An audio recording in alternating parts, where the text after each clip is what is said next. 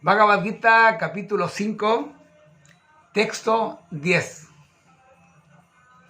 A quien ofrece todas sus acciones al Eterno, sin que le mueva apego alguno, no le contamina el pecado. Como hoja de sagrado loto, cuya limpidez las aguas no mancillan.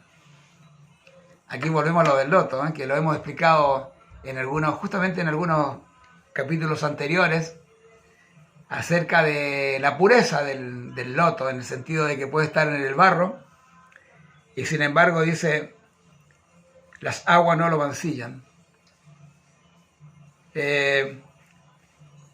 Todo esto del yoga es para llegar a una purificación de la mente, que la mente es muy complicada. Hay una parte donde después Arjuna dice, la mente es tan turbulenta que controlarla me parece que es más difícil que controlar el viento.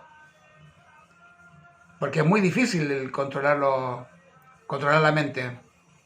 Por eso que el proceso del yoga, al principio se usan estos asanas, son para controlar el cuerpo, para preparar el cuerpo.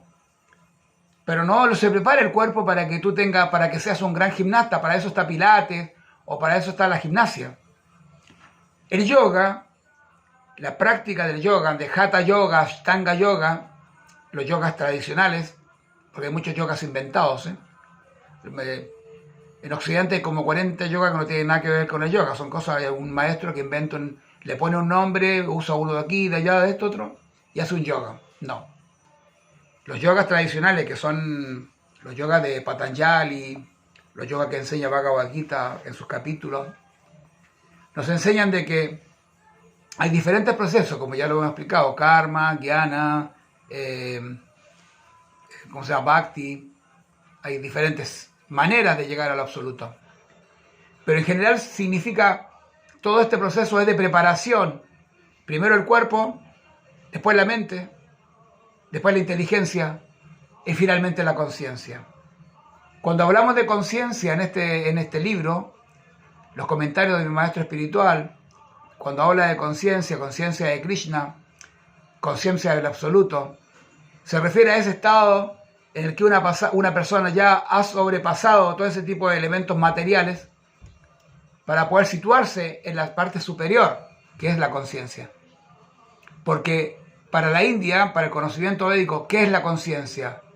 La conciencia es el síntoma del alma. Así que nosotros tenemos que tratar de llegar a ser conscientes. Eso significa ser consciente. Una persona que puede verse a sí mismo, que puede verse separado del cuerpo, se ve separado del cuerpo porque él no es este cuerpo, sino que es un alma espiritual. El yoga es únicamente para ese propósito, para llegar a establecerse en la conciencia. Por diferentes senderos, diferentes caminos, diferentes margas. Marga significa sendero. Jai. Hare Krishna. Namaste.